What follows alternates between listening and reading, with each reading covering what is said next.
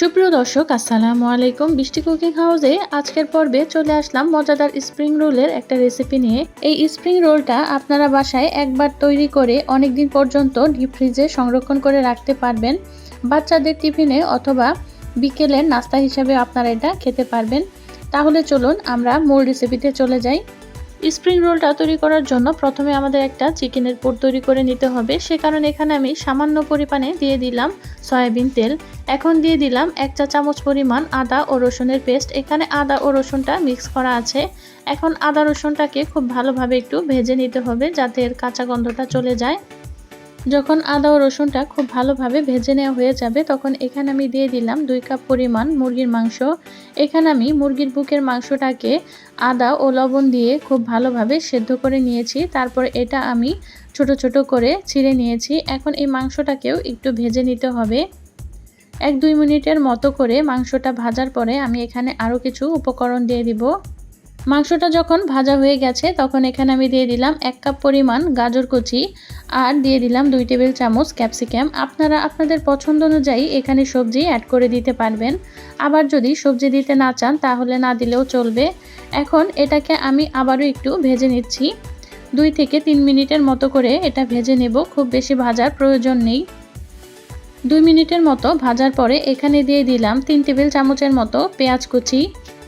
এখানে সব উপকরণগুলোই আপনারা আপনাদের পছন্দ অনুযায়ী কম বেশি করে দিতে পারবেন। এখন এখানে আমরা অল্প অল্প করে আরও কিছু উপকরণ দিয়ে দিব। এখানে দিয়ে দিলাম স্বাদ অনুযায়ী লবণ। লবণ দেওয়া হয়ে গেলে এখন দিয়ে দিব 1/2 চা চামচের মতো সাদা গোলমরিচের গুঁড়া। আপনারা চাইলে কালো গোলমরিচের গুঁড়াটাও দিয়ে দিতে পারেন। দিয়ে দিব 1 টেবিল চামচের মতো সয়া সস। সয়া সস দেওয়া হয়ে গেলে এখন এখানে দিয়ে দিতে হবে টমেটো সস। এখানে আমি 2 থেকে 3 টেবিল চামচের মতো টমেটো সস দিয়ে দিলাম। আপনারা আপনাদের টেস্ট অনুযায়ী কম বেশি এই টমেটো সসটা দিয়ে দিতে পারেন। সসটা দেওয়া হয়ে গেলে আমরা সম্পূর্ণ উপকরণ আবারও খুব ভালোভাবে নেড়েচেড়ে মিশিয়ে নেব। ভালোভাবে এটা নেড়েচেড়ে আমাদের একটু ভেজে নিতে হবে। এই পর্যায়ে এখানে দিয়ে দিব 1 টেবিল চামচ ময়দা। ময়দাটা খুব ভালোভাবে একটু ছিটিয়ে দিচ্ছি। এবার খুব ভালোভাবে সবগুলো উপকরণ ময়দার সাথে মিশিয়ে নিতে হবে। যখন ময়দাটা খুব ভালোভাবে মেশানো হয়ে যাবে তখন আমাদের এখানে দিয়ে দিতে হবে দুধ। আমি আজকে এখানে 1 কাপ পরিমাণ লিকুইড দুধ দিয়ে দিলাম। দুধটা দিয়ে দেওয়া হয়ে গেলে আবারও খুব ভালোভাবে এটা মিশিয়ে নিতে হবে। ময়দা ও দুধের এই মিশ্রণের কারণেই এই পুরটা খেতে অনেক ভালো লাগে। আপনারা একবার হলেও বাসায় ট্রাই করে দেখতে পারেন। আর আপনারা কে কোথা থেকে আমাদের ভিডিওটা দেখছেন তা অবশ্যই আমাদের কমেন্ট করে জানাবেন। খুব ভালোভাবে এটা আমাদের নেড়েচেড়ে রান্না করতে হবে যতক্ষণ না পর্যন্ত দুধটা টেনে আসছে। কিছুক্ষণের মধ্যেই দুধটা টেনে আসবে এবং এটা একটা মাখা মাখা পুরের মতো তৈরি হয়ে যাবে। আমাদের চিকেনের পুরটা একদম রেডি। নামানোর আগ মুহূর্তে এখানে আমি 1 চা চামচ অরিগ্যানো দিয়ে দিলাম। এতে খুব সুন্দর একটা ফ্লেভার বের হবে। অরিগ্যানোটা দিয়ে খুব ভালোভাবে মিশিয়ে এটা আমি নামিয়ে নেব। এখন আমরা স্প্রিং রোলটা তৈরি করার জন্য এখানে ময়দার একটা ব্যাটার তৈরি করে নেব, অর্থাৎ একটা আটা তৈরি করে নেব। এখানে আমি 1 টেবিল চামচ ময়দা দিয়ে দিয়েছি আর সামান্য পরিমাণে দিয়ে দিব পানি। এবার খুব ভালোভাবে মিশিয়ে একটা আটা তৈরি করে নেব। খুব ভালোভাবে মেশানো হয়ে গেলে আমাদের আটাটা রেডি হয়ে যাবে। এখন এটা আমরা একটা সাইডে রেখে দেব। এখানে আমি আজকে রেডিমেড পেস্ট্রি শিট নিয়ে নিয়েছি। এটা আপনারা যে কোনো সুপার শপে পেয়ে যাবেন। আজকে আমি এই শিটটা দিয়ে আপনাদের এই রোলগুলো তৈরি করে দেখাবো। এর মধ্যে পাতলা পাতলাও অনেকগুলো শিট থাকে, আমি সেখান থেকে একটা নিয়ে নিয়েছি। শিটটা দেখতে ঠিক এরকম, দেখুন একদম পাতলা। এখন এটার মধ্যে আমি পুরটা নিয়ে নেব। আর যে আটাটা তৈরি করেছিলাম সেই আটাটা দিয়ে এখন এর সাইডে আমি লাগিয়ে নিব খুব ভালোভাবে, যাতে এটা রোল করলে খুব সুন্দরভাবে আটকে থাকে। চারপাশ দিয়ে আমি সুন্দর করে আটাটা লাগিয়ে নিচ্ছি। চারপাশে যখন আটাটা লাগানো হয়ে যাবে তখন পরিমাণ মতো চিকেনের পুরটা নিয়ে এই শিটের উপর দিয়ে দিতে হবে। এবার এর সামনে আমি আবার একটু আটা লাগিয়ে নিচ্ছি।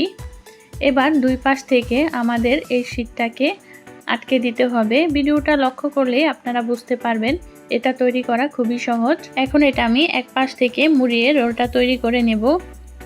আশা করি আপনারা ভিডিওটা দেখে বুঝতে পারছেন এটা কিভাবে আমি তৈরি করে নিলাম।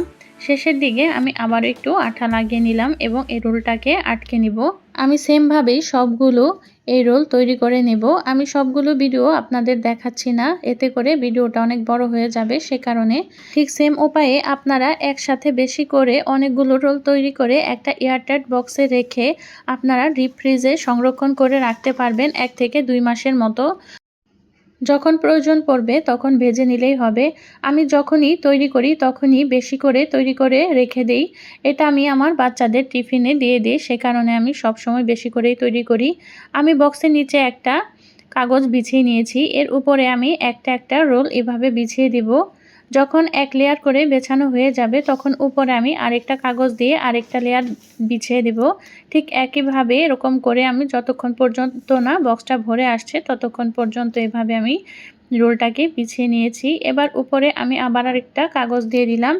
এই কাগজটা দেওয়ার পরে আমি এটা ঢাকনা দিয়ে ঢেকে ডিপ ফ্রিজে সংরক্ষণ করে রাখবো। যখন আমার প্রয়োজন হবে তখন এটা আমি আগেই বের করে রাখবো। 10 থেকে 15 মিনিট আগে এটা বের করে রাখলেই নরমাল পর্যায়ে চলে আসবে, তখন আমি এটা তেলে ভেজে নিব।